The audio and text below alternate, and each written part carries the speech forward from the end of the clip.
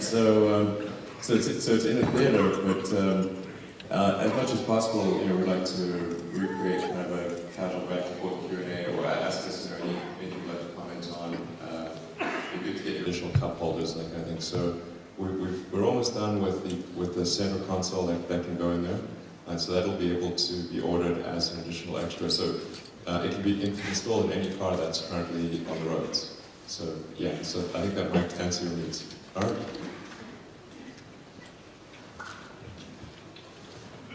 Hello, my name is Eric Christiansen. I'm a Model S owner, and I have a question for you about the production. Because we are, in Norway, we are actually a little bit harassed by media and social media's friends, things like that. We have to ask about this issue with the production and coal-based energy. So we have this example in the media that Model S is not as green as you should think, and is comparing to it goes in in zero with the BMW 520 when it goes around 150,000 kilometers. What do you have to say to that? Is that we need an answer, because people bring it up all the time. Yeah, absolutely. Well, let's see. First of all, in terms of the energy consumption, Norway obviously is extremely green in that respect because of the hydropower. So the electricity produced here is, essentially has no carbon emissions. And as time goes by, more and more of the rest of Europe and the world will have to go to sustainable power production. Generally, when they do these sort of calculations, they assume that the world doesn't go to sustainable power production, but obviously it is actually going in that direction, and it has to, tautologically, otherwise the economies would collapse. But both sides of the equation do need to be solved: sustainable power generation and sustainable power consumption.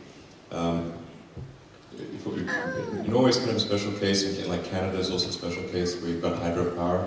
For most of the world, I think it's going to be solar, but it is important to address both. In terms of the energy, the production of the car itself, it's really not any different than a gasoline car in terms of the constituent elements. The car is made of aluminium primarily, and the battery pack is nickel, cobalt, and aluminum, which are alloying constituents in steel. So there have been a number of analyses which are actually just incorrect, which claim that due to the battery cost, due to the battery production, that somehow it's not good for the environment. But those analyses are actually obviously incorrect, because it's the same constituents that would go into a car made of steel. So do you want to elaborate? Yeah, and we've seen a lot of those same studies that are kind of attacking that production energy requirement, and we decided internally to actually go and do our own study and look way up the supply chain at how much energy it actually takes to build the battery, the cells that go into the battery pack, how much energy it takes to build the pack and the car. And we've done that whole study and pulled it all together internally, and we probably will release a white paper on that to answer a lot of these critics. So it's a valid question. We get it all around the world. It's not just here.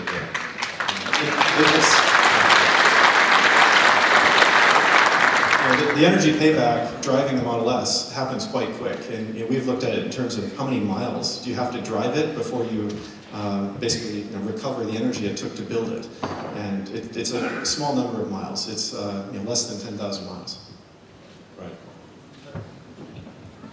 Yeah, some of these articles about claiming that a car which is obviously extremely environmentally friendly is somehow not. We know where those came from. It wasn't the journalist. Okay, hello. My name is Rick Brown. I'm patiently waiting for my Model S. My question is that I guess the big global car makers are looking at what Tesla's done and the success you've had, and are going to copy a lot of it. What's your strategy to keep Tesla ahead of the game? Yeah, well, actually, our goal is that we really hope that the big car companies do copy Tesla. So I think that's, you know, if we consider what is the fundamental good that Tesla will achieve, or from an overall society standpoint, I think the biggest positive impact that we will have is by getting the rest of the car industry to move towards sustainable transport faster. I mean, I think that's really important. So contrary to being concerned about it, I wish they would do it faster. And I don't know why they're taking so long.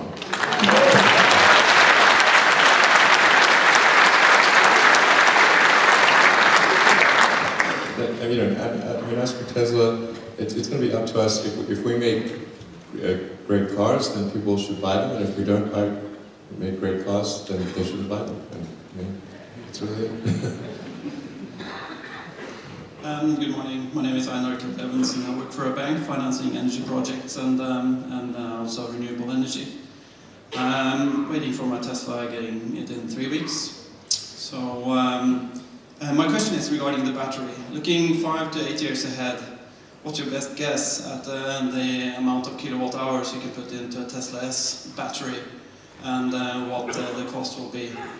And let me, if I may, add to the point asked up there. I think it's important to look at not a static, marginal basis, but a more dynamic approach, looking to the full life of the car, and not the amount of the last kilowatt hour consumed in Norway in a given year, but what kind of electricity it will consume over its lifetime. And we will add more wind power and hydro, and yeah, I think so. So I think there is the potential for bigger battery packs in the future, but it will probably be more, maybe next year or something like that.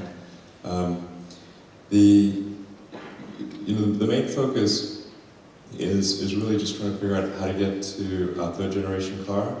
In terms of battery emphasis, it's how do we reduce the cost per kilowatt hour of storage of the battery pack. The goal of Tesla has always been to try to create a compelling mass market electric car, and I mean, something I think it's important to emphasize is that the money that Tesla makes from the Model S and from the Model X will be put directly into creating a mass market, affordable electric car that's compelling, which is really that's the holy grail. And that's the key thing that's needed for an electric car revolution or sustainable car revolution is to have an affordable electric car that's great. And where things are right now is you've got the Model S, which I think is a great car, but it's on the expensive side. And you've got something like the Leaf, which is not that great, but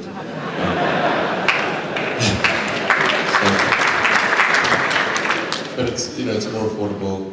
But the missing thing is to have something that's got both, that's affordable and great.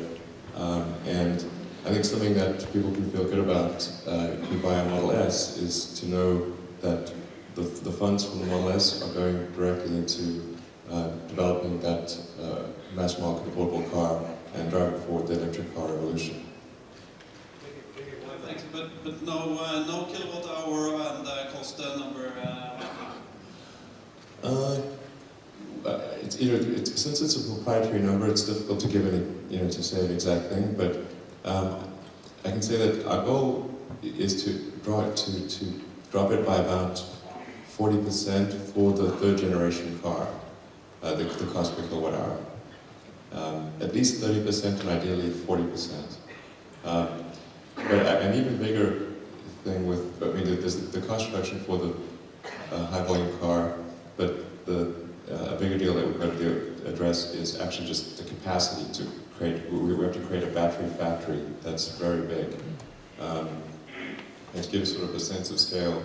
The sort of gigafactory that we're talking about building, because we're not sure any other way to get this done, is about 30 gigawatt hours per year of production, which is, I think, more than all lithium-ion battery production of any kind in 2012. We don't know what the 2013 numbers are, but it's like, so if you add up all the factories in China, Korea, Japan, and elsewhere that make lithium-ion batteries, this one factory would be bigger than that. Yeah.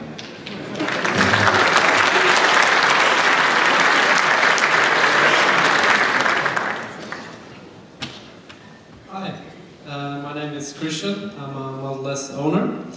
I really enjoy the car. I have one disappointment, only one though. Last time you were in Norway, you said it would be able to disable stability control, traction control, so you can have some fun on track days on ice. And yes, you can disable traction control, but the stability control, can you please make it possible to disable? I know many owners want this. It's a driver's car, it's a performance car. It's awesome. Yeah, it's true, you can disable traction control, but what I'm told is that it's actually illegal to disable stability control, but is that actually legal? In the US, in the US it's illegal. So. Oh, in the US it's illegal. Oh. Not on tracks though. Oh, okay. All right, we'll look into that. We don't want to, safety is number one, but. Not to be negative or anything, I really love the car. I honestly believe it's the world's greatest car. Actually, I've already ordered a second one. Very well, thank you.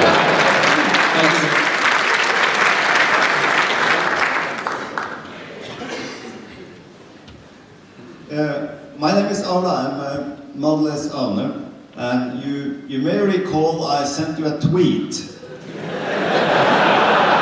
And you even responded to it about uphill starting.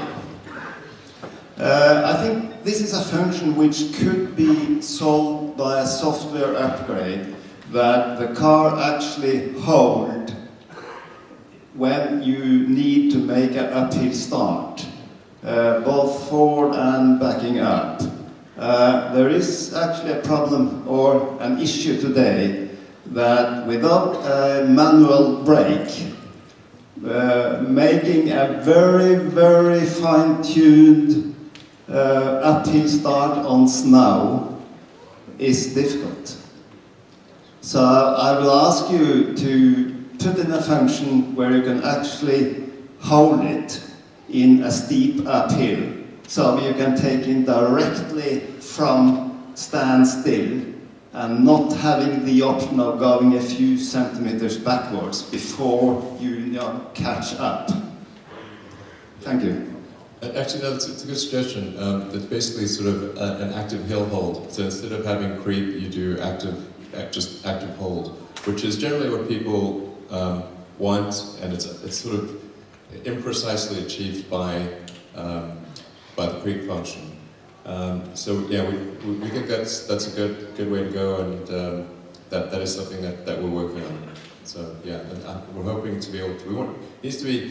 It needs to have the right behavior in all circumstances, but we think we can probably make that happen. So we definitely are working on that. We can confirm that. Yeah.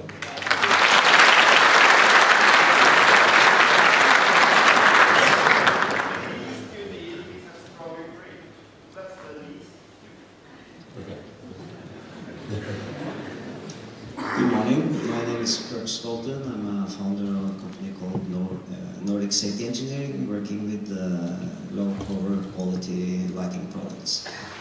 We have 2 Teslas in our car pool due to the actual distance we can drive during work. I also have a friend that is about to get his car, and he's driving approximately 70,000 kilometers per year. It's an electrical install. And he is now probably going to be a new movable testing facility because he ruins every car he drives. Off the record, the Swedish car manufacturer, focusing on safety, asked him if he could hand back his car. He should drive a Porsche, not a Swedish car. My question is, on behalf of my friend, if you could supply a performance package, because he's very fond of driving fast on the urban highways and thinks 200 kilometers per hour is a little bit too slow. He's driving his Mercedes AMG down there, flooring the car, me as well.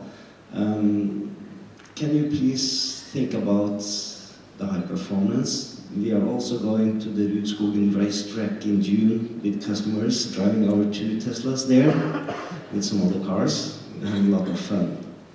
I also have a list here with some points I put up that might help you. May I hand this over?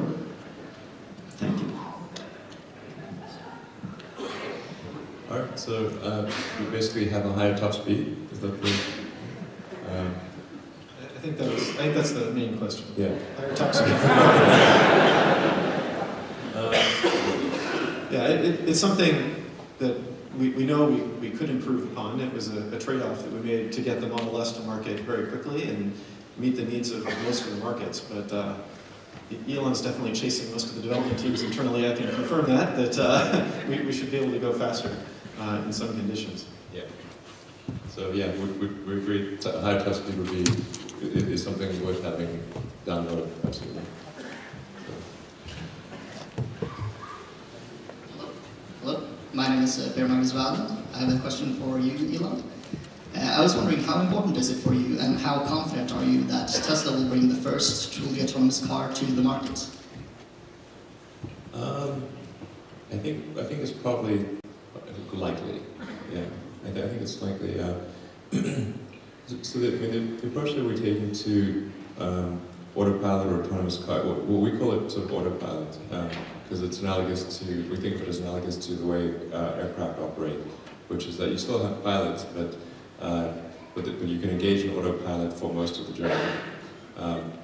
I think it's going to be a long time before one can truly just get in the car, fall asleep, and wake up at your destination. Because you have to take care of these corner cases, and the expectations for an autonomous car for safety will be at least a factor of 10 higher than if a person is driving.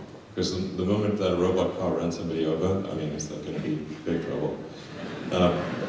So I think it's going to be more like the autopilot, where it just makes it easier and easier to drive and less effort. Or another way to think about it is adding active safety features, and then active safety in the limit becomes autonomy. So we're working on that, and our highest priority is to identify the sensor suite that needs to be installed, the hardware that needs to be installed, because once the hardware is installed, then we can continuously upgrade the software over time. I'd love to say more about it, but it wouldn't be quite the right timing to get too much into detail on that, except to say that it is a long-term priority of Tesla, and I think we probably will be the first to market with significant autonomy.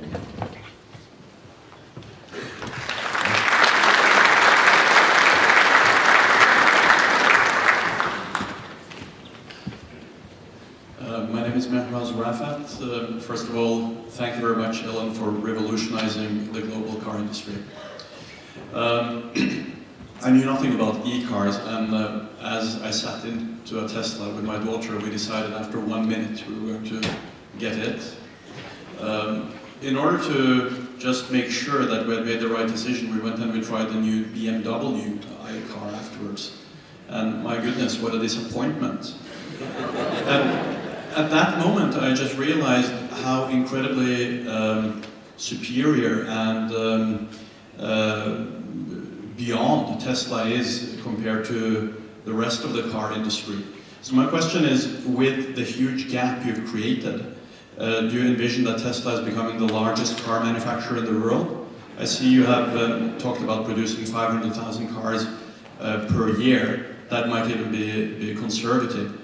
In that light, and with the superior economics and quality of the car, how do you see the traditional car industry even surviving in the long term? Thank you.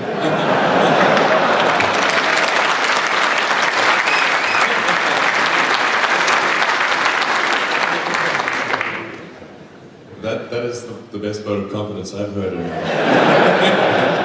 long time. That's a kind of words. I think you know we probably will end up making quite a lot of cars long term. The goal is not really market share for its own sake, but really you know that we think it's vitally important for the world to transition to sustainable transport sooner rather than later. The faster it happens, the better off the world is. And the reason we worked super hard to make the car compelling was because we had to make it a no-brainer to have an electric car.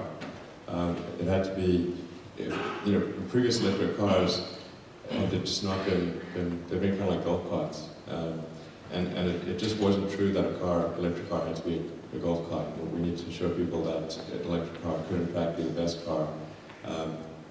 And while some people are willing to buy a car that's good for the environment, even if it's worse, for most people it just becomes a much easier thing if it also happens to be the best car. That's why we put so much effort into trying to achieve that objective. And then we want to also keep doing that and keep making more electric vehicles. So, I mean, I can certainly see the potential for Tesla to be making millions of electric cars. Certainly somebody has to, because if you look at the overall car industry, globally there's about 100 million new cars made a year, and the installed fleet of cars is about 2 billion. So, you know, even if all of the new vehicle production transitioned to electric vehicles, it would take 20 years to replace the existing fleet, which is a very long time. You know, there would be quite a lot of bad things that would happen over that period of time. So clearly, you know, the faster we can even get to, you know, 10% of new cars made, the better. Or not we Tesla, but the industry. I mean, it's really quite mind-boggling to think of just how much industrial infrastructure has to transition in order for the base of civilization of the world economy to go electric. We're currently at a puny 30,000 unit a year production rate, which is, I mean, that's so tiny, it's not even next to the decimal point in terms of percentage market share. So we have to get to 100,000 cars a year just to get to 0.1%. So that's our near-term objective. Getting next to the decimal point. But I think the most important thing is, you know, maybe to reiterate, is that, you know, the initial experience you had is the key to make that possible. You know, so Yeah. we're totally focused on making the products excellent and amazing, and that's the pathway to driving market share higher. Chasing after just high volume before the product is ready, it's not the right one. So yeah, but yeah, to answer your question overall, I think there's a good chance that Tesla ends up making a lot more than 500 million cars a year. But we have a long way to go between now and then. Hi, my name is Marianne Molman. I work for the City of Oslo with establishing public charging stations. I'm also getting my Model S this month, so I didn't just sneak it. So I also work with the city, with 7 other cities in Europe on a freight electric vehicle project. And we see that there are some freight electric or small cargo vans that are on the market, but that doesn't have the range that Tesla has. Have you given any thought to having the Model X have, for example, removable back seats to make it have more cargo space? Yeah, in fact, it will have that. So the Model X will have the option of a third row or no third row, and then it'll be. Oh, you mean like a removable second row? Yeah, actually, you said it will be possible to remove the second row. We haven't thought about that, but it's an interesting idea. It would be on the expensive side for a delivery van, but it would be pretty awesome.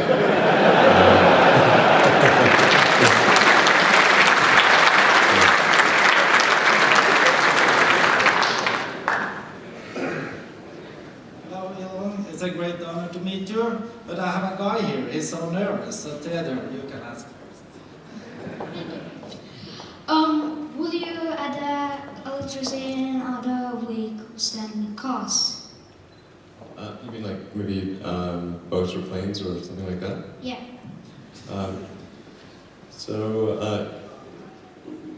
For the foreseeable future, we'll be focusing on cars,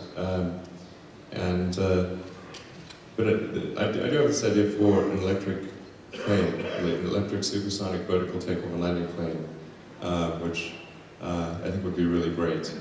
But I think it's important to be focused on key things, and if you spread yourself across too many things, then you risk having them none of them work out. So for now, we're going to be very focused on cars, but there's, I think, some exciting potential in the future for revolutionizing air transport. Not just making it electric, but also supersonic and vertical takeoff and landing. Thank you. Thanks.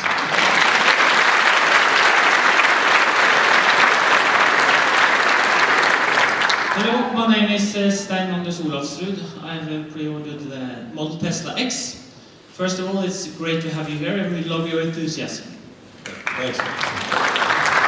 I'll be very concrete with you. I have 4 questions regarding Model X that has been widely discussed in the Norwegian Tesla forums. I'll divide them into 2, so you'll be able to answer them in a good way. So first of all, we are very eager to know about the dimensions of the Model X, heights and width.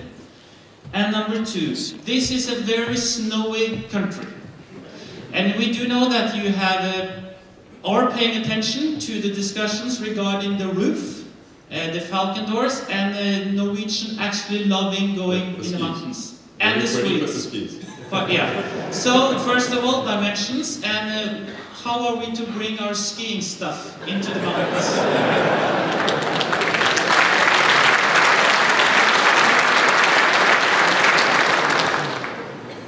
So, first I have to say, like, the design of the X is, it's been a very hard design problem. Generally with any object, if you focus on aesthetics or you focus on functionality, you can make something that's very beautiful but weak on functionality, or you can make something that's very functional but not very good looking. But to try to have both aesthetics and functionality work together, that's super hard, and it's particularly difficult for an SUV. And that's why there's not a lot of really attractive SUVs.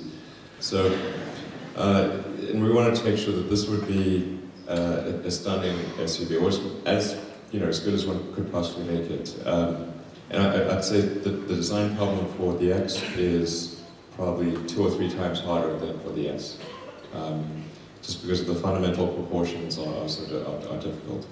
And then one is also constrained by the overall size envelope, because if you make the car too big, you can't put it in the garage, as you were alluding to. So we wanted to keep the wheelbase the same and just keep the overall length very, very close. So it should be within about 5 centimeters of the length of the S, or thereabouts, and about in the same width. Height will obviously be higher. But the height shouldn't be a problem for any kind of normal garage. And then one of the key mechanical engineering problems for the car has been just internally to make sure that we're maximizing the internal volume for when you're looking at the packaging of the mechanisms for the door, for example. And how do you have that whole upper T section be rigid but not deep, so it's not intruding into head volume. So we've been agonizing over those things every week. It's been quite a tricky thing. But like I said, so in terms of dimensions, very similar to the S, taller, but maybe 5 centimeters longer, or thereabouts. Yeah, sorry, what was the second part of your question? Or skis. Yeah, skis. So obviously with the falcon wing doors, in the open position, there's basically, if both doors are open, there's a triangular space between the doors, where the doors sort of come together. So that would be a place to have kind of a ski box potentially, and then the other approach would be to have some kind of a sort of box or sock on the inside, so that you sort of slide it longitudinally under the seats. Those are like the two approaches that are most workable. Would there be an option? I believe you would be able to heighten one of the doors at a time if you have a kind of winter setting for the Falcon doors. So you are able to lift one of the doors entering from each other side, and then you can look down the right or left door. Then you would be able to have half a meter ski box on the right hand side. Please look further into it. The two last questions are. Of course, this will be four-wheel drive. We are loving it in Norway. It will take more battery. And there has been some, not rumors, because it hasn't come from you, but will there be, are you looking into a bigger battery package so that we are able to keep the same mileage as the Model X? That was the third question. And the fourth question is, actually, the Falcon doors. Again, loads of discussions. Yeah. Am I right to state that you will keep the Falcon doors in the production model? Oh, we'll absolutely keep the Falcon doors in the production model. And I mean, I think absolutely. One thing I really don't like about the car industry is that they will do these like show cars, and then that show car never comes to reality. And I think that just kills me. It's like you shouldn't show somebody something really cool and then not do it. It's like showing a delicious. Look at this delicious cake, and by the way, it's made of plastic. What? That's terrible. So for sure, anything we show, it's that we'll make it to production. And in fact, the rule actually goes beyond that at Tesla, which is any car that is a prototype that's shown to customers, production car must be better. And that will be true of the X too.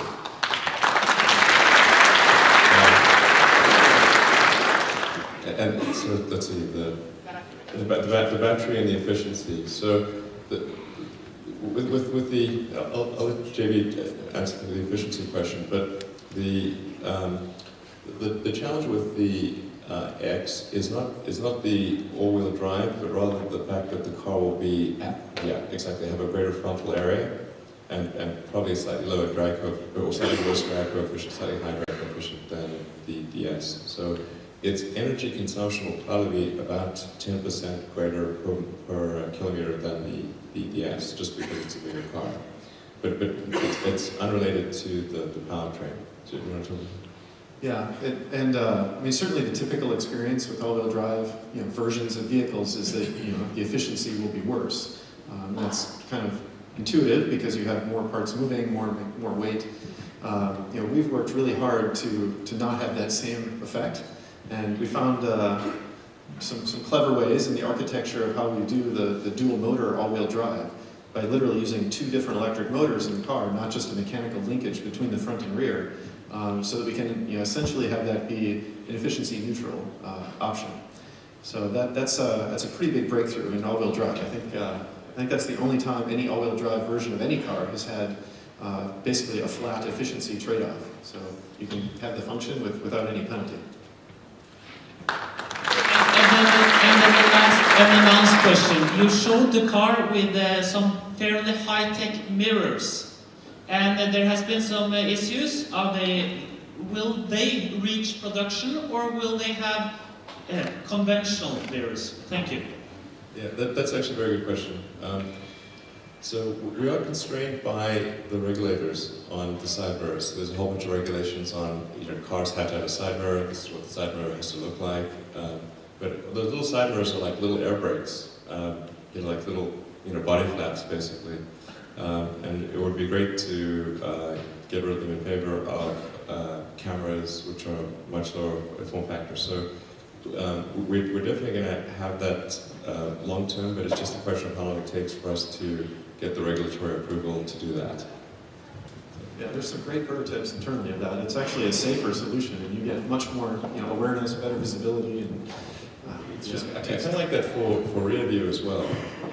Because like if you have a rear view camera and a screen instead of a mirror, then you can actually get a much better image than just looking at the little mirror over here, which is then trying to reflect out the back window. And then you also never need to adjust it. So if you get in a car, it's always the same for whoever's in the car because you're just looking at a screen. So I think the whole having cameras instead of mirrors in general is a meaningful improvement for cars.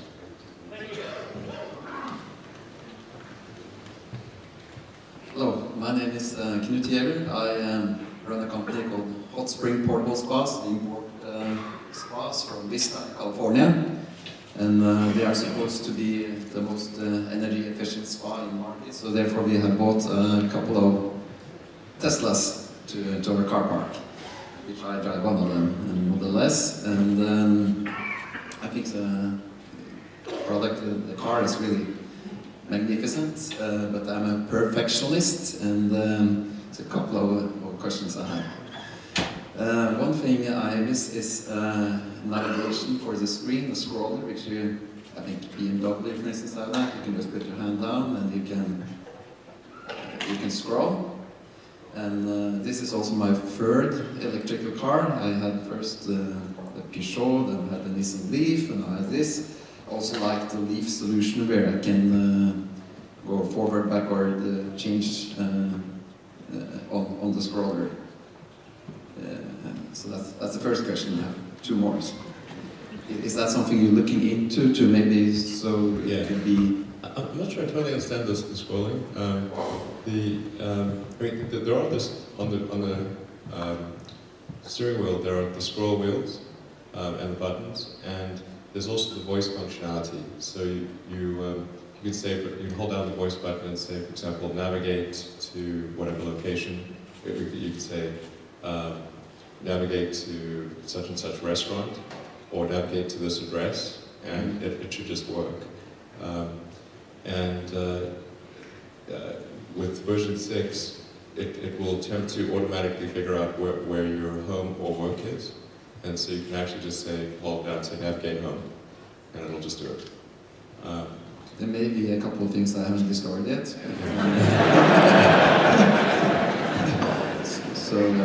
But I tried with the radio, and it was, I thought I missed the scroller, but yeah, okay. So we will take care of that. Next question is, I've been speaking to Kjell Arne, which manages skiing in Oslo, and I'm also a skier. I've been skiing this morning, cross-country skiing, and I miss, of course, the ski box in the middle between the seats, and I know that's been an issue you've been into before, maybe last time you was here. But I asked Kjell Arne, could I have a professional company making that for me? And he said, no, you shouldn't do that because then you lose the warranty on the whole car. And I found that a little strange for having just a hole down in the middle between the seats to lose the warranty. Would we really do that, or would we be able to we can get this professionally done? I think maybe lose the warranty on the seat, but not the rest of the car. Okay, then I do it. That seems fair. We do have the chargers under the rear seat, so don't put a hole through those.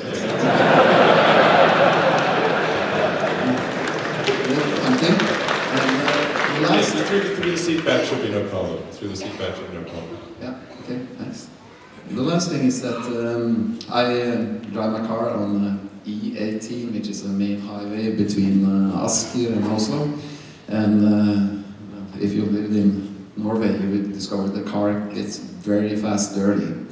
And it's something with turbulence and the camera you have back, it get just one trip on the highway, it's dirty and you can't really see when you're going backwards. So I was thinking, would it be possible to place it just a few centimeters or a couple of inches higher so it wasn't, because it's getting too fast dirty because it's a little too low down. that Actually, with the version 6, which is coming out in a few weeks, you'll be able to set the ride height of the car manually, and that might help, because you can actually go about almost 2 inches higher, depending upon what top speed it is. So we've widened the band where you can set the ride height, so it's approximately double the speed that it currently will for setting it to variant 1, for example. Yeah. Last thing I want to say is not a question, it's just a tribute, because I think this is extraordinarily good that the president of the company is coming here, letting us bring up these issues we have, and I think that was really brings a company forward. I'm impressed. I'm working for an American company, so, but this I think is extraordinary. Thank you.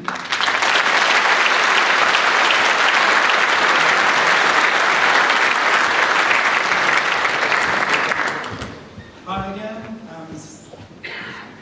I'm still Martin, and I work as a brand manager in the ice cream industry. Diplomist, the world's best ice cream. So we are in the same business, making people happy. So I love my P85, and on my spare time I'm a film director for Klodrick Film. I'm making ski movies. And I got advice, put down the back seat and you have your skis inside. So, but I got one question, and since you are one of the most innovative businessmen in the world, or the most innovative, where do you seek inspiration except family, friends, and your colleagues? Sure. Well, I think certainly family, friends, and colleagues are a great source of inspiration. Talking to customers and hearing ideas and feedback is also really helpful.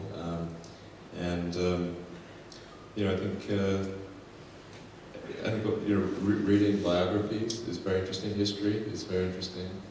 I think if you read about industries that are not your own, you can get sort of ideas from sort of cross-fertilization of different industries. So for example, like since I'm working on rockets and cars, I see things that are in the rocket business that can be applied to cars, and that's why the Model S is an all aluminum body and chassis, which is very normal in aerospace, because you don't really think about making an airplane out of steel. So being getting very good strength to weight, the rocket industry is very good at that, but then the car industry is very good at manufacturing. And it's the best industry at manufacturing large complex objects that last for a long time and be very safe. So I think some of that translates to the rocket side of things. So I found it's really quite, it can be quite a big mental strain, but it's very helpful to understand different industries for inspiration. Thank you. You're a big inspiration for me. So. Thanks.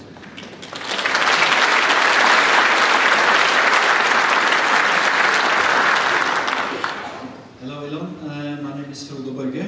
I am pregnant with my new first Tesla. Due date is end of March, so I'm looking forward to it. It's getting around here somewhere. You're not showing at all. It's coming soon. So I am very excited about that, of course. I'm also a very enthusiastic shareholder, small one. So it's very interesting to follow Tesla on the stock market and how the market is reacting to Tesla and Solar City. I have two questions. Both is linked to the home country of Nikola Tesla, Croatia. The first one is, of course, with my new Tesla, I want to go to Croatia with the car. And at the moment, we are already going with superchargers to Austria. So it's just a small gap left until I can get down to Split in Croatia with my Tesla Model S. And by the way, on the way just outside of Zadar is this museum after the inventor. And of course, I will presume that you have a plan to have a supercharger outside that. Definitely, yes, absolutely.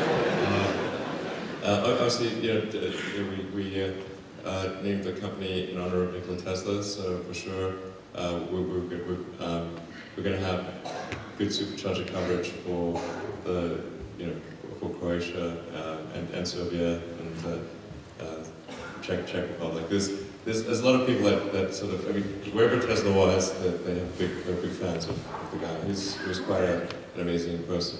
So we want to definitely enable travel to Croatia and Serbia and Czech Republic. Maybe one important point on supercharge, just the network in general though, is that it's not something where we plan to finish it, in a month or year even. It's something we'll continue expanding and getting feedback from customers on where the next route should be, where the next station should be, all the way out through and into our Gen 3 vehicle through Model X. So it's almost like a road system. It will just keep getting better and better over time, and we'll keep investing in it as long as you want us to, and as long as it's making sense and value. Yeah, and we're also improving the core technology of the supercharger. So when it first started out, it was 90 kilowatts, and then we've upgraded it to 120. And with most of the stations later this year will be 135 kilowatts. So just to get better.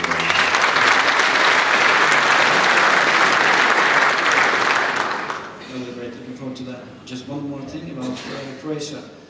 A lot of Norwegians are going there this summer to sail. And I have fortunate enough to, I'm a happy owner of a French sailing boat that I'm renting out 50 foot. And inside of that boat is a big stinking fossil fueled engine. Wouldn't it be a cool idea to, in the country of Nikola Tesla, put in the Tesla technology, both the engine, we have a big space in the boat to put a lot of batteries, and we have some space on top of the bimini for the solar city panel to charge the whole thing. When can we make plans to do that? I mean, I think it would be really great to have electric boats and planes and everything. As I said, we're going to stay focused on cars, make sure we get those right. But there's potential for other modes of transport in the future, or for us to sell powertrains for other modes of transport. For companies, I think for any startup company to survive, it's going to be really focused on making sure every product that it produces is great. So it'll probably be a while before we get into boats. I'm not sure we will get into boats, but to be clear. but I'm sure others will, and there will be electric boats. Yeah, it may not be for us, but I think it's the technology itself. You can really see what it can do in the Model S, and it has the clear potential to do similar improvements in all types of land vehicles and air vehicles. So the long-term future is, I think, mostly electric propulsion for all these different modes of transport. We just can't do all of it ourselves. I'm on it. I've got three questions. I'm here with my wife, and our family recently upgraded from a BMW 5 Series to the P85, fantastic upgrade. However, my wife asks if it's possible to take the BMW seats out of the BMW and put them into the Tesla.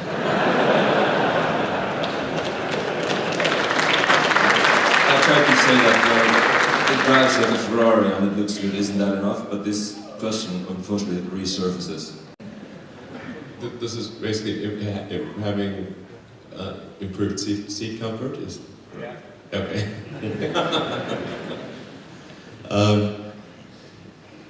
I agree. I agree. Yeah, the seats should be more comfortable, there is an upgraded seat that we're working on, and I'm pretty sure it can be offered as a retrofit if it's important to anyone to have the better seat. But we are working on an improved seat that. In fact, I think one element of the improvement is going into production maybe this week or next week.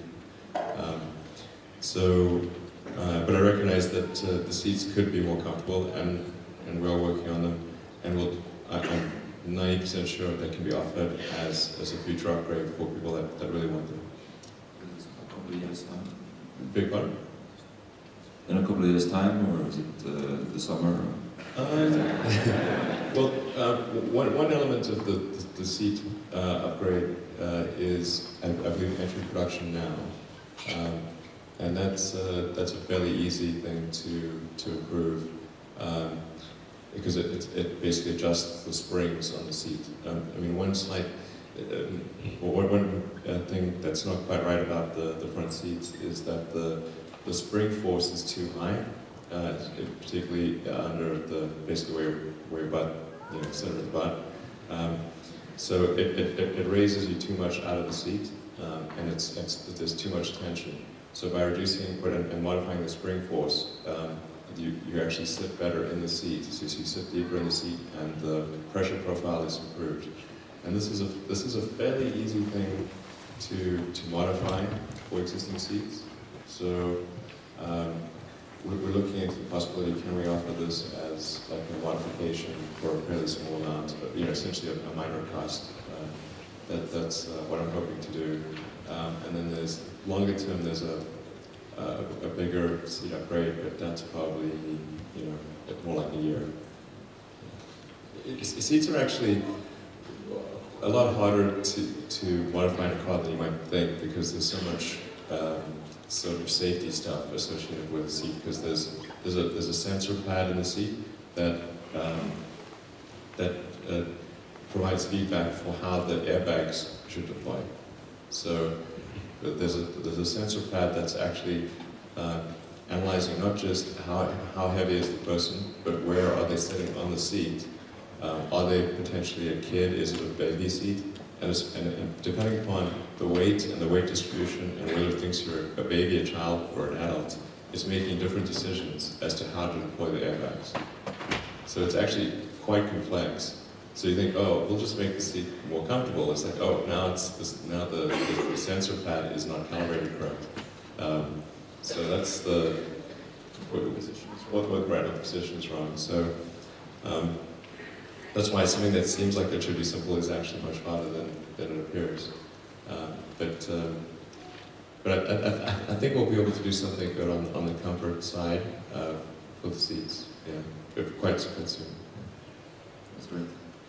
The second one, according to our dog, the demographic data indicates that most Tesla owners actually also they have a dog, and the BMW they have a bespoke kind of carpet that you put in the back seat so that the back seat doesn't get eaten up by the dog, and we would suggest that you look into that as well. Is that like a blanket, or what is it's that? A stiff, it's made of the same type of material that the carpet on the floor, and it's stiff and it's bespoke, so that it kind of looks good. Okay, got it. And it covers the whole back seat and part of the back side or the front seat. Okay, I think that sounds like a good idea, because on one of our cars we've got Labrador Border Collie, and the Labrador is very enthusiastic. And so, in particular, so he caused some damage to the back seat, so I know what you're talking about.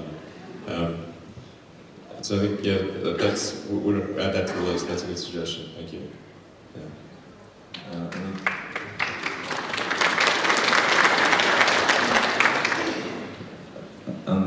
My request would be to have an option of putting in an even better stereo, high quality, high fidelity stuff.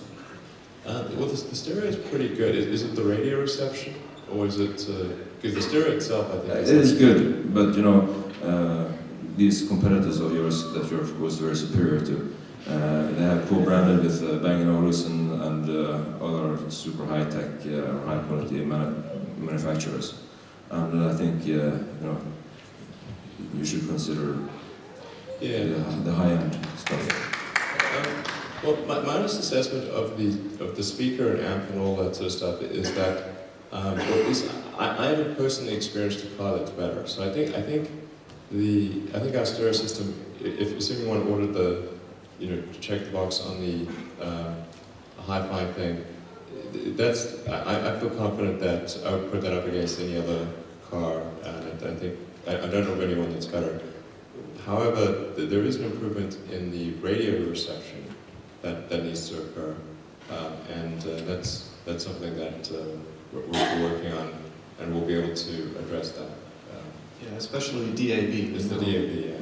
We know there's some work we have to do on that still, and a few improvements coming. Yeah. Exactly. So I think when you try the internet radio, you'll see it sounds a lot better than if it's coming through DAB. And then we're going to fix the DAB reception, which will make then you'll see what the stereo system can actually do. You need a better Bluetooth chip.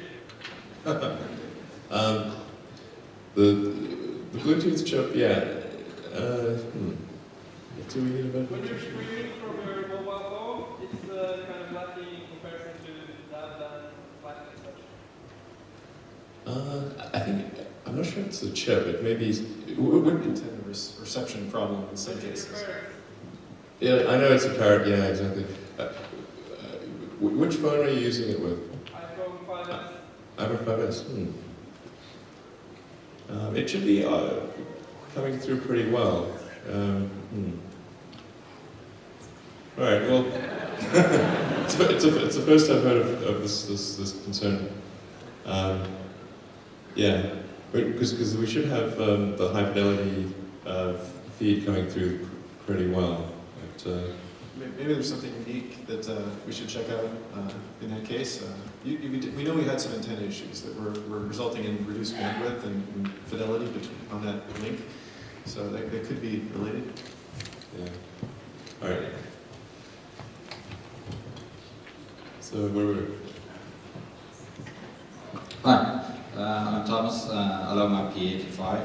I have a question about range. I currently live 90 kilometers south of Oslo, and I tend to go 19 kilometers north of Oslo. It turns out in the winter with ski box, I have to pit stop to charge them. And I hear you're launching more superchargers. I'd love to know when are they coming, where are they coming? And also, I imagine you can't put up all the chargers in the world anyway. So here in Norway, we're putting up something called the combined charging system. When will we see an adapter for the Tesla for the combined charging system, so we can charge at least with good speed?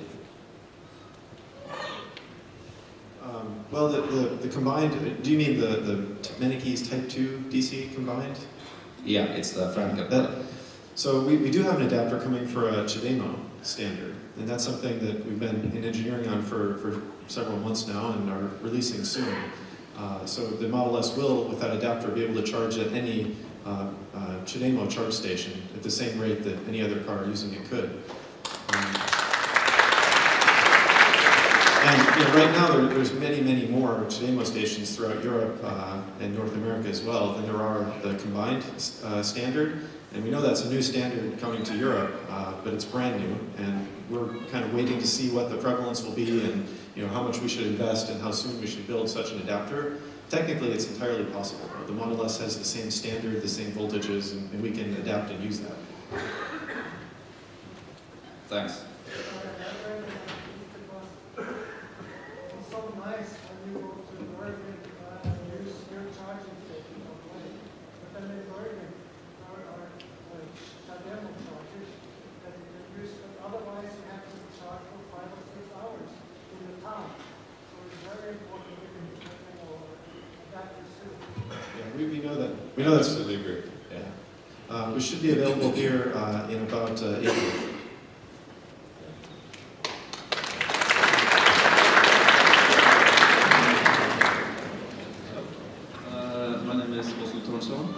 Product designer and future Model S owner.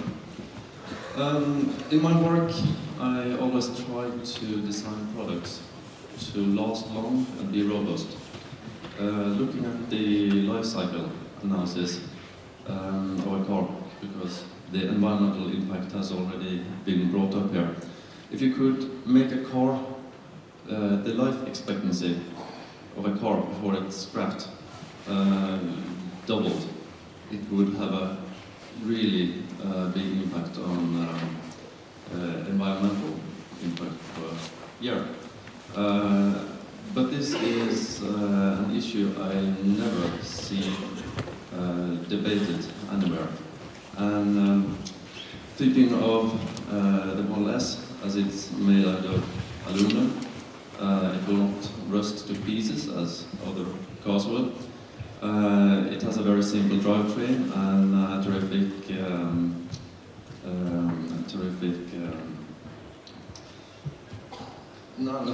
performance also. Efficiency. So it would have a lot of possibilities to become a car that would outlast all the other manufacturers' cars who really want the car to fall apart as soon as the warranty runs out, so that the customer is forced to go back to the store and buy a new one. I really miss this issue of life expectancy and product robustness in both the PR and debate as such. Sure. Well, I think the Model S should last for quite a long time. Electric motors in general have very high lifetimes. If you think like an electric motor and say an air conditioner, it runs continuously for years and years and years. So in general, for the powertrain, it should have a longer life than a gasoline powertrain because it doesn't have all the wear and tear of the heat and the oil and moving cylinders and that sort of stuff. So, I think with replacement of the pack, the 8 to 10 year period, the car could easily last for 20 years instead of the normal 10 to 12 for a gasoline car. 10 to 15. Yeah. So I agree with what you're saying. It should last longer. Sorry. The warranty, we just basically matched that to what the warranty that was offered in the US, I guess. So it was just, we said, okay, well, what are the other premium car makers doing? And then match that. And that's not necessarily, that's not a prediction of, fair enough. It's not a prediction of this, that something bad is going to happen at the end of it. It was just, we wanted to say, okay, well, how do we at least match what other car makers are doing in the premium segment in the US. But it may be something that we need to revisit. Yeah. I also have a quick one on safety, as we said, that comes first. The Model S sports the biggest cargo capacity in its class, and also had a terrific safety star rating. Why doesn't it have simple eyelets or any means of securing cargo when you fold down the rear seats? Okay, should perhaps have eyelets. Yeah, sorry, don't know. There was oversight in the design process. Hi Elon, my name is Sondre. I'm a bit pissed off because of the guarantee when I went to your service center. I asked them because I'm about to drive 100 k's a year, kilometers. And I asked him because I want extra light because it's cold, it's dark in Norway. So I had some LED bars I want to put on it. And then the guy said to me, yeah, then you lose your warranty on the battery. And that's diffused to me that I should lose my warranty because of electrical equipment as dash cam and LED bars and stuff like that. What's your opinion on that? Well, I think, probably the right rule of thumb would be if modifications to the car, whatever those modifications are, and to that particular subsystem, probably one shouldn't have a warranty if it negatively affects the subsystem. I don't see how it would affect the battery, but I'd always exercise caution about modifying anything in the wiring system in the car. as you know, and I guess if something that you modify to the car causes something to go wrong, then the warranty shouldn't apply to fixing that particular thing. That seems like a good rule of thumb. Yeah, but like I understood on the guy, it was that if I mount it and there's something wrong with the battery, the guarantee won't hold. But I don't think it's that important. But for me, it's important that they can help me to maybe fix it so it gets right, so I don't installate it wrong. But I have another question about the warranty, and that is, it was 5 years and then it went down to 4. Why are you so low in comparison to, for example, Ford that just went up on the guarantee? Why are you going down? I don't know if we actually went down. I don't think we went down. I think it's maybe somebody misspoke and said 5 instead of 4.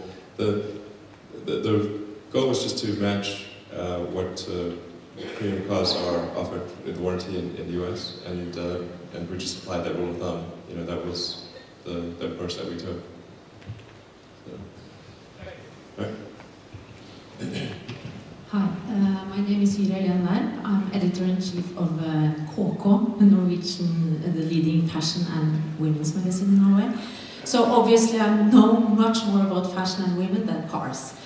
But I am a newly owner of Tesla S, and I bought it because, of course, it's beauty, it's eco-friendly, and first and foremost, because I read a lot about you and your philosophy, and what you have, that you made Tesla such a game changer for the industry. That is really fascinating and inspiring. So my question to you is, who do you consider as your main competitors, business-wise? Or is it like you operate in a kind of blue ocean without competitors?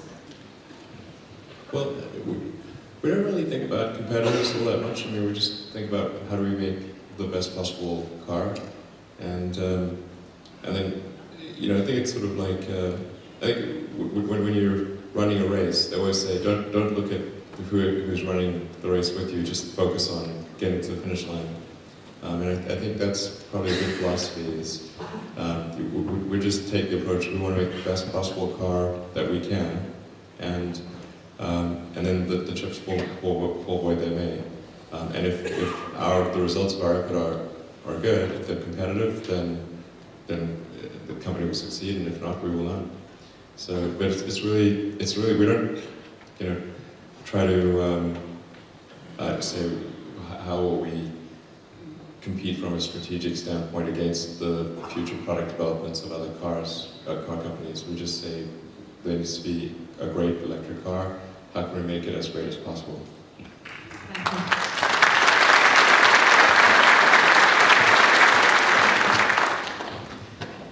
Hello, Peter Norbo again. I also have a company called Infogreen. We are making data center campuses in Norway for the international market to come to Norway to store the data and process data on the green grid. Our green grid is 97% green. The production that they use for data center storage today is 97% either coal or diesel power. In this big data that you also participate in, and I love it because you can upgrade all our cars. It's great. I want to be on the last upgrade. Where do all our data go, and how do you store that data? And are you storing it green, or should we make space for you here to store everything else?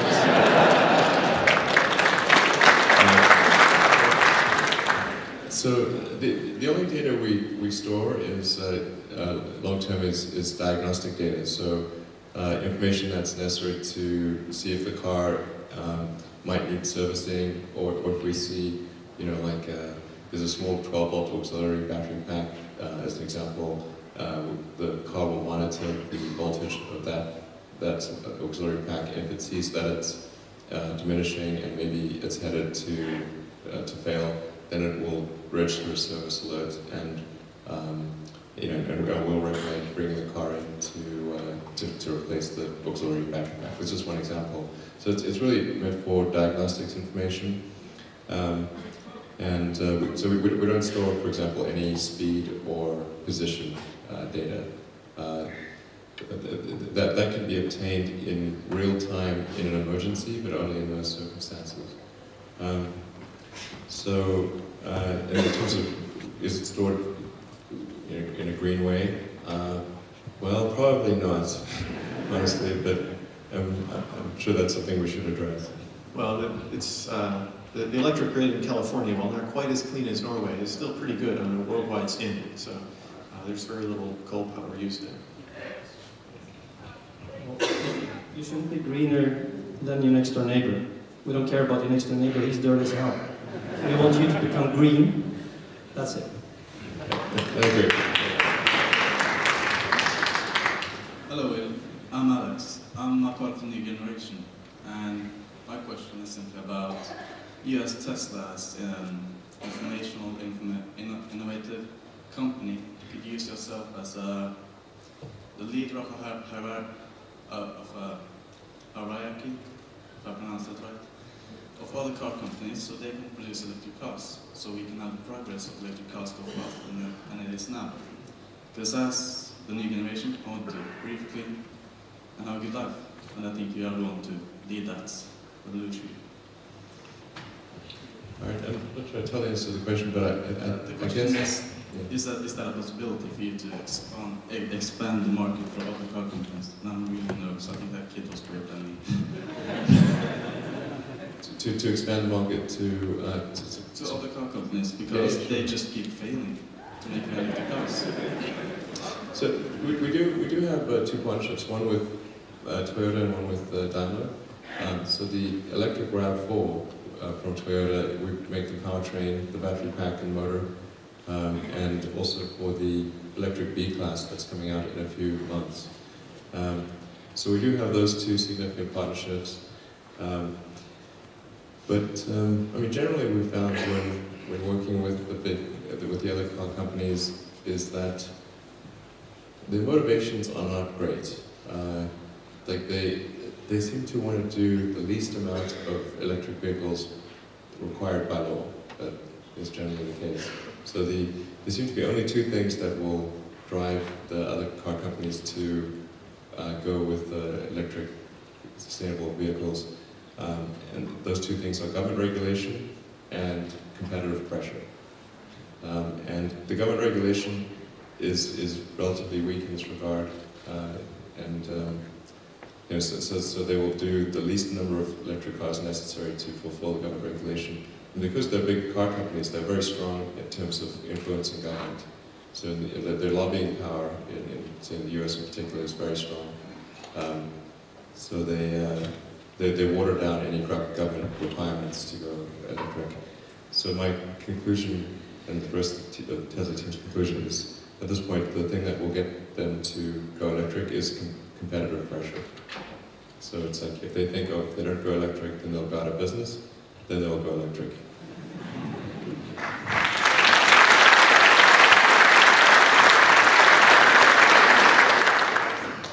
So, thank you for spending some of your precious time with us. My name is Sigurd, I'm a Model X reserve, and I have a question about the doors again. And the reason is that the ferries in Norway is really tiny underneath the decks, and it's like 2.1 meters. So it's possible that it goes up in the text and then goes out as far as possible. So the kids can go out and doesn't have to go through the front door in the ferries. Or really narrow parking garage. Oh yeah. So the doors in the X, in the production version, will actuate on two hinges with quite a complex curve, opening curve. And there'll be sensors on the door, proximity sensors, kind of like parking sensors, that analyze the environment and automatically stop before hitting the top of the garage roof or hitting the car next to you. So they will actually change the opening dynamics according to the environment. And it's really possible to open the door. Yeah, actually what Jamie is saying is true. So the goal with the X is that if you can physically fit between your car and the Model X, then the door will open and not hit anything. Hi guys, and thank you guys for coming. I have big plans to go to Denmark this summer, and I'm wondering if they're coming superchargers in Stockholm, Sweden or something, so it will be easier. Is that possible? Sorry, what time? This summer. This summer, okay. It should be pretty close. I can't say for sure exactly, but I'd say by end of summer it's probably likely. Yeah, I think it's probably likely by end of summer. Yeah, we're planning to add at least 100 more superchargers throughout all of Europe by the end of this year. And we're ramped up and building them at a pretty good rate right now. Getting all the way through Denmark, yeah, I think maybe late summer is a little safer. Yeah, it's a bit slower to install them in winter because of snow and ice and that kind of thing. But as spring comes on and summer, there will be a dramatic acceleration in the installation of the superchargers. Sounds good. Thank you.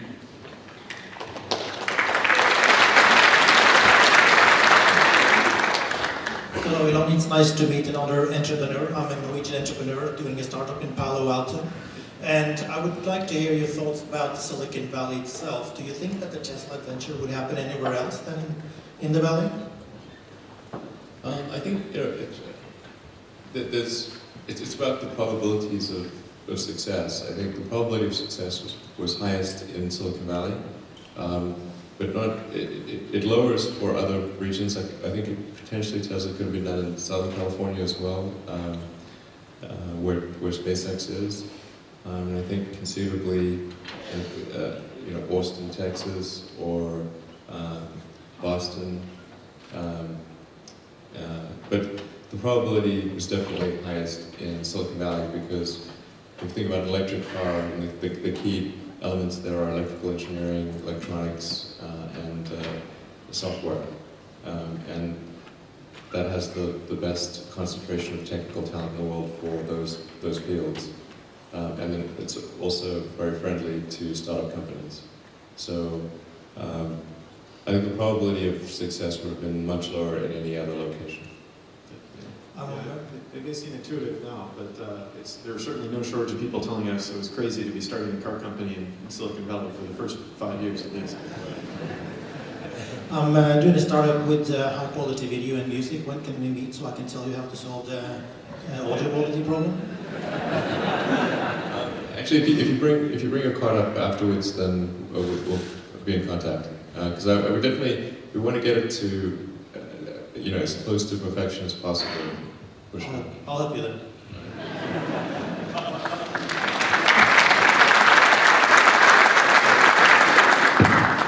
Hello, my name is John Thomas. I work with KPG. I'm actually our financial advisor and auditor here in Norway. We are Norwegian operations. So I'm lucky to meet you now, although we didn't meet on the forums. A couple of questions. One concern is, of course, once you're ramping up now in Europe, you're having the right-hand steel card for the UK coming shortly.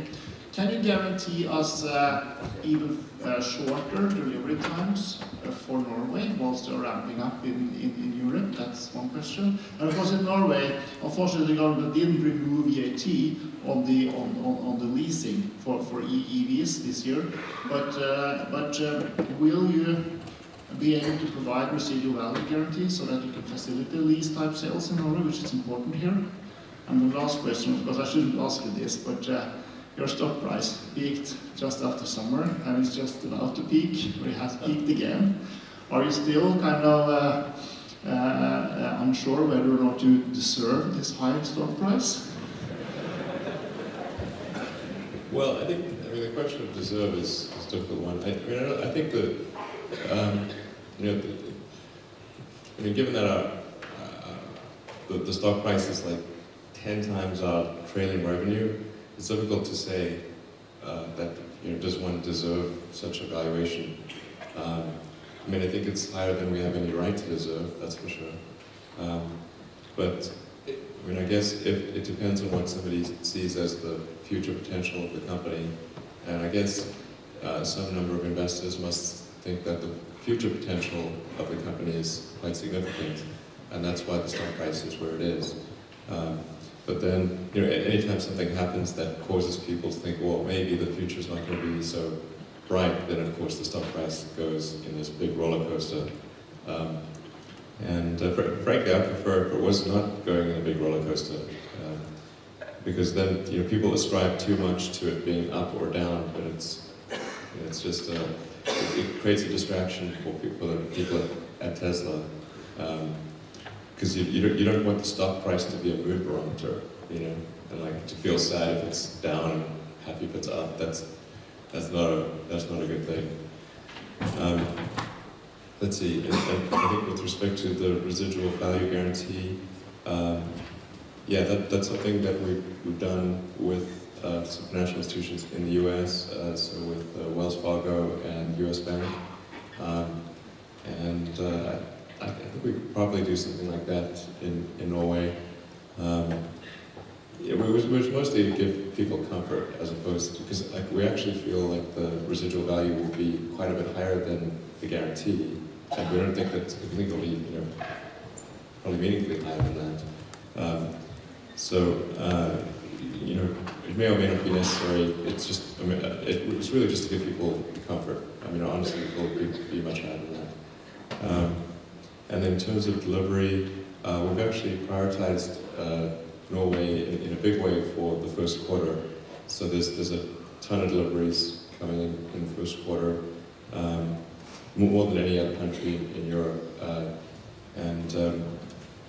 So I think we've prioritized it as much as we reasonably can without really shortchanging other countries. So I can honestly say Norway is our top priority this quarter. It really is.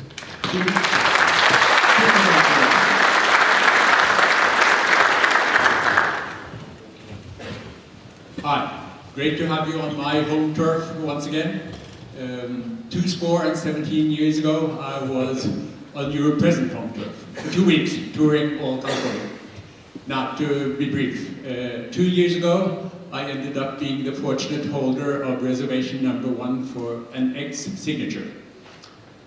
Proof here. Now, I met Mr. Hauge outside before the meeting today, and I realized that he probably will jump ahead of me on his delivery, for natural reasons. But I believe that both he and I are quite eager to find out just when. When does the X arrive? I'll just add, hopefully the time transition between the launch in the US, which I appreciate will have to be earlier than in Europe. I hope that the experience you've gained now from introducing the S to Europe will shorten the interval between the first US delivery and the first European delivery. Thank you. It definitely will. It definitely will. Yeah. The main reason for delivering, say, the S to initially California first was when things go wrong.